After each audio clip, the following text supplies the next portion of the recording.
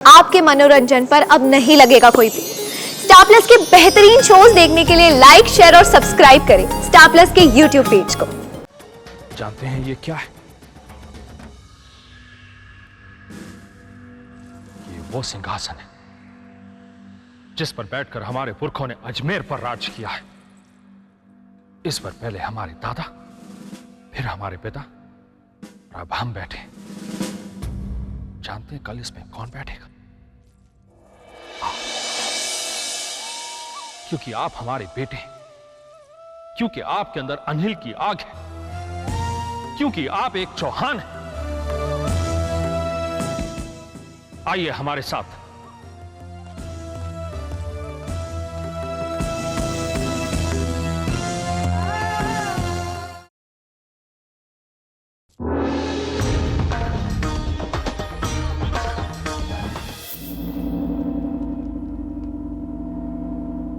चंगर, हमारे सबसे प्रिय मित्र, तुम्हारी बहुत याद आती है। मन होता है कि उड़कर तुम्हारे पास आ जाऊं। यहाँ हमारे साथ खेलने वाला कोई भी नहीं है। दिन भर इधर से उधर डोलता रहता हूँ। पिताजी और जयचंद भैया में फिर से मित्रता हो गई है। सब बहुत खुश है, पर हमसे एक अपराध हो गया। हमारे कारण महिपत को मृत्यु दंड मिलेगा। हम क्या करें? पृथ्वी बेटा, तुम यहाँ क्या कर रहे हो? कुछ नहीं माँ, वो नींद नहीं आ रही थी। तुम्हारी तबीयत तो ठीक है ना बेटे? हाँ माँ। तुमने भोजन भी नहीं किया। हमने कितने मन से तुम्हारे लिए खीर बनाई थी। हमें भूख नहीं थी माँ। पृथ्वी,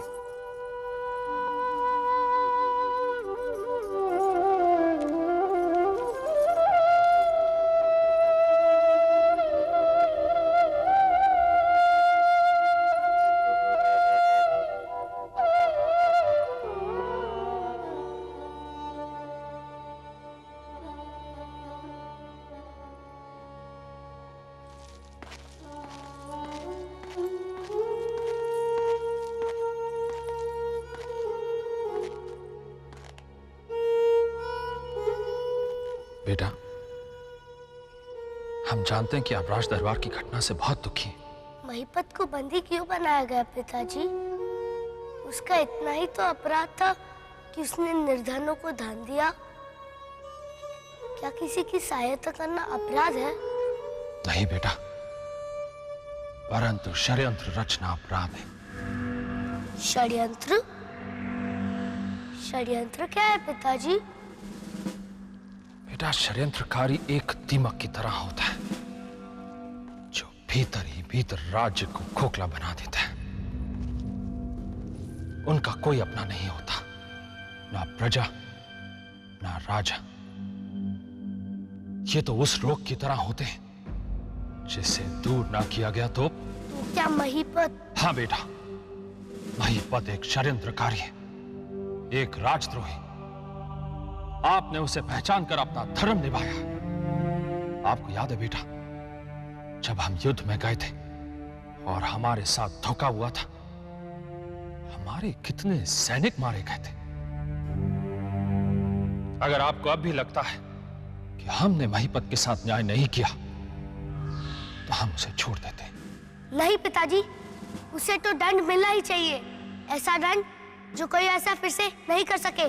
शाबाश मेरे बेटे, मुझे अजमेर के राजकुंवर से यही उम्मीद थी। हम तो उस दिन की प्रतीक्षा कर रहे हैं जब आप अजमेर के राज सिंहासन पर बैठकर अपना न्याय सुनाएं और लोग आपके न्याय से खुश होकर आपकी जय जयकार करें। और साथ में आपकी भी पिताजी।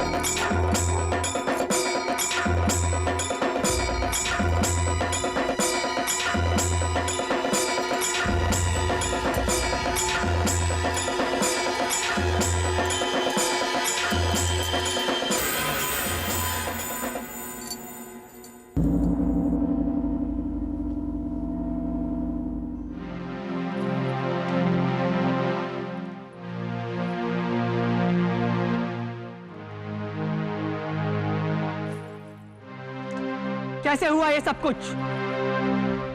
इतनी सुरक्षा के बाद भी विष पहुंचा कैसे कारागार में? यही तो अचंभे की बात है। रात के दूसरे प्रहर में मैं स्वयं गया था कारागार में व्यवस्था देखने, परंतु तब तक तो सब कुछ ठीक था। कौन सैनिक थे उस कोठरी की सुरक्षा पर? महाराज, ये दोनों थे वहां द्वार पर। महाराज, हम सच कहते हैं, चाहे हमें जीवन दीजिए या मृत्यु दंड दीजिए, पर यही सच है महाराज, रात तक सब कुछ ठीक था। फिर कौन दे गया उसे विष रातों रात? किसी ने तो सहायता की है उसकी। हमारे आने के बाद क्या कोई उससे मिलने आया था? जी नहीं महाराज।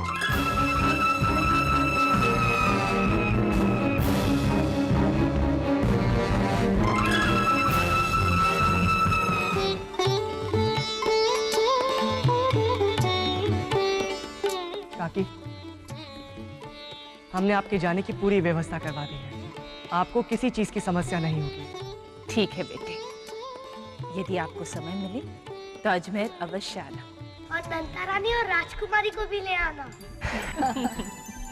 पृथ्वी, ये आप हमसे क्या छुपा रहे हैं?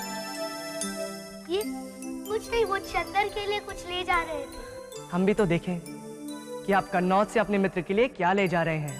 वो महाराज, ये संयोगिता का चित्र है, पृथ्वी ने स्वयं बनाया है।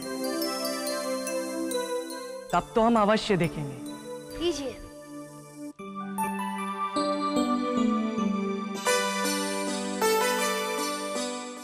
अरे वाह, पर ये तो संयोगिता जैसी नहीं लगती। जब वो बड़ी हो जाएंगी तब ऐसी दिखेंगी भाई महाराज। तब ठीक है। कितनी सुंदर आंखें हैं इसकी। आंखें नंदा रानी पर गई है, बड़ी माँ कह रही थी। पर नाक थोड़ी बड़ी है। नाक आप पर गई है, नानी माँ कह रही थी। महाराज, यात्रा की तैयारी हो चुकी है। काका, विनती है आपसे, बीती बातों को बुलाकर क्षमा कर दीजिएगा हमें। जहां दिल मिलते हो वहां क्षमा जैसे शब्द के लिए कोई जगह नहीं होती। काका, आप अपना संयम कभी नहीं खोते। हम आपके काका जो हैं।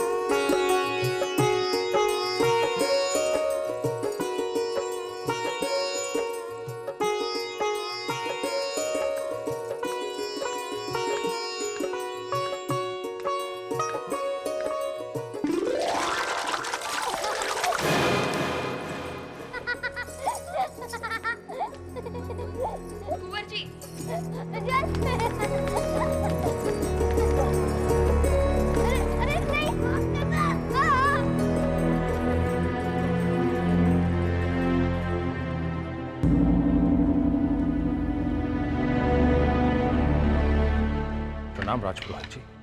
आयुष्मान भव, कीर्तिमान भव। आप क्या क्या हो तो मन की बात कहना चाहता हूं। आप अजमेर के राजपुरोहित हैं, इस राज्य के शुभ चिंतक। आपको अपने मन की बात कहने के लिए हमारी आज्ञा की आवश्यकता नहीं है। ये झिझक कहिए। मैं देख रहा हूं महाराज, आप भविष्य को अनदेखा कर रहे हैं। ये आप क्या कह रहे हैं? याद कीजिए महाराज, राजकुमार के जन्म कुंडली देखकर मैंने क्या कहा था। कुंवर का जीवन संघर्षों से घिरा हुआ है। उनका अधिकांश समय युद्ध भूमि में ही बीतेगा। कोई दूर देश का शत्रु उन्हें बार बार चुनौती देगा। दूर देश का शत्रु? एक राजा को जन्म से ही अपने कर्तव्य और उत्तरदायित्व की शिक्षा मिलनी चाहिए, किंतु आज जब भारतवर्ष के भविष्य को महल के गलियारों में धूल खाते, दासियों से हंसी मजाक करते देखा तो बहुत दुख हुआ। हमें दुख हुआ कि राजकुमार पृथ्वीराज को राजा बनने की शिक्षा नहीं दी गई। महाराज, अपनी भावना को आप तक पहुंचाने के लिए हमें कुछ कड़वा बोलना पड़ा। हमें क्षमा कीजिए। नहीं नहीं राजपुरोहित जी, इसमें क्षमा जैसा कुछ नहीं। आपको जो सही लगा आपने वही कहा और हम आपसे पूरी तरह से सहमत हैं। अब आज्ञा दीजिए।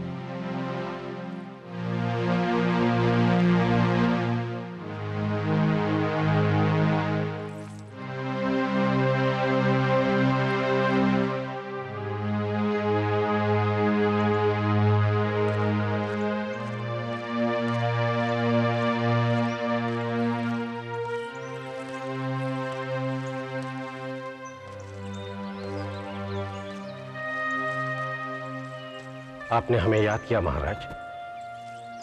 जी, आज राजपुरोहित जी ने कुंवर के बारे में हमारी आंखें खोल दी। उन्होंने कहा कि हमें पृथ्वी को अपने बेटे की तरह नहीं बल्कि अजमेर के होने वाले राजा की तरह देखना चाहिए। इसीलिए हमने निर्णय किया है कि पृथ्वी की शिक्षा जल्द से जल्द आरंभ की जाएगी। कैसी आपकी आज्ञा महाराज। हम अभी कुंवर पृथ्वी की शिक्षा के लिए गुरुओं को महल में बुलाने की व्यवस्था करते हैं। नहीं, पृथ्वी की शिक्षा यहां राजमहल में नहीं होगी, उसे अजमेर से दूर जाना होगा। क्षमा करें महाराज, कुंवर पृथ्वी अभी बहुत छोटे हैं, लेकिन शिक्षा तो यहां भी हो सकती है। और फिर आप दोनों उसके बिना। नहीं महामंत्री जी, हम अपने बेटे के मुंह में उसके भविष्य के साथ नहीं खेल सकते। अपने प्रेम को उसके रास्ते की बाधा नहीं बना सकते हैं। यहां राजमहल में सबकी मोह माया पाकर वो एक आम आदमी बनेगा, एक राजा नहीं। इसलिए हमने निर्णय किया है पृथ्वी को गुरुकुल जाना होगा। वहां उसकी शिक्षा गुरु श्री राम करेंगे। उनसे अच्छा आचार्य पूरे भारतवर्ष में नहीं है और उनके गुरुकुल जैसा गुरुकुल। जैसी आपकी आज्ञा महाराज। आप शीघ्र ही उन तक संदेश पहुंचाइए कि अजमेर के होने वाले राजा उनसे शिक्षा लेने आ रहे हैं। जी महाराज।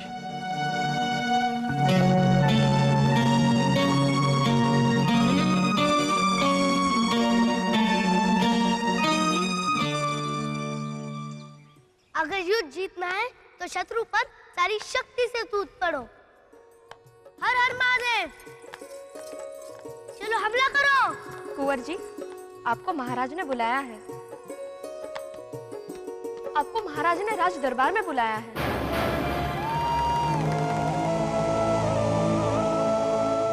क्या कहा आपने? पिताजी ने हमें राज दरबार में बुलाया है? जी कुंवर जी। सच? लाइए हमारा अंगरखा। अंगरखा? जैसा कहते हैं वैसा कीजिए।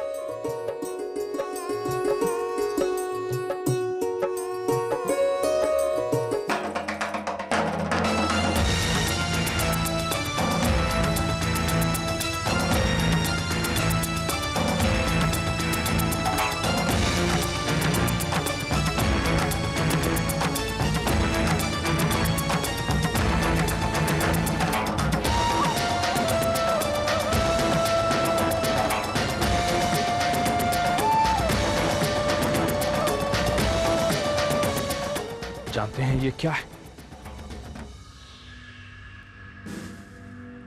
ये वो सिंहासन है जिस पर बैठकर हमारे पुरखों ने अजमेर पर राज किया है। इस पर पहले हमारे दादा, फिर हमारे पिता और अब हम बैठे। जानते हैं कल इसमें कौन बैठेगा? क्योंकि आप हमारे बेटे हैं, क्योंकि आपके अंदर अनिल की आग है, क्योंकि आप एक चौहान हैं। आइए हमारे साथ।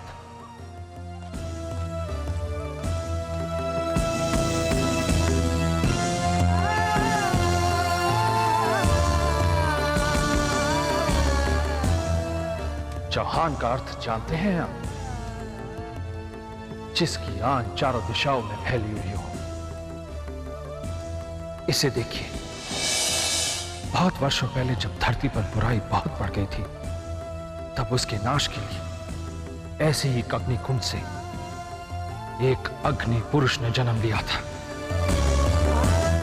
अनहद।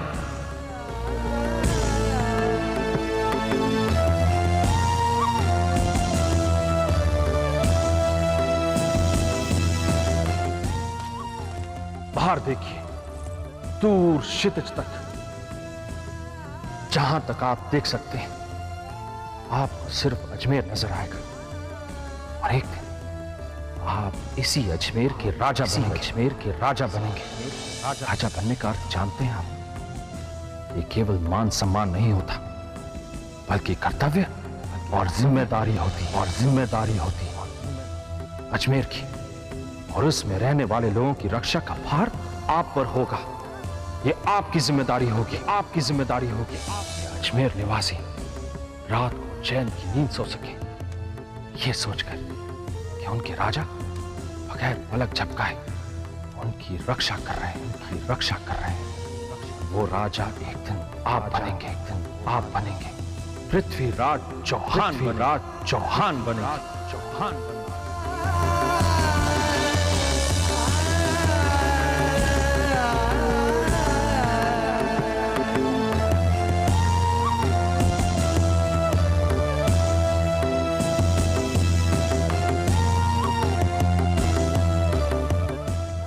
ये कटार हमारे दादाजी की निशानी है। ये उन्होंने हमें दी थी, और अब हम इसे आपको सौंपने जा रहे हैं।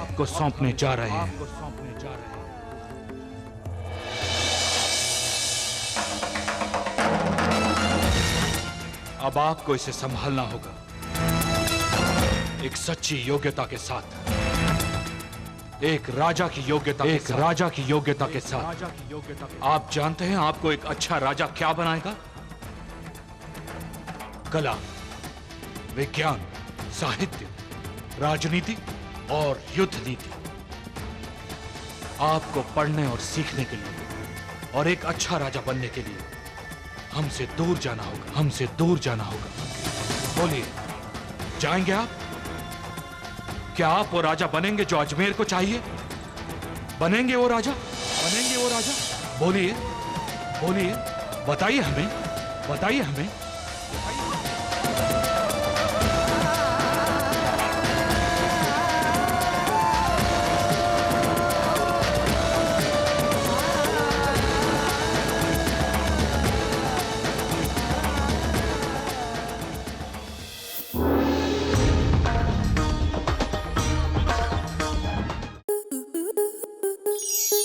स्टार प्लस के ऐसे ही और बेहतरीन लम्हे देखने के लिए सब्सक्राइब करें हमारे YouTube चैनल को।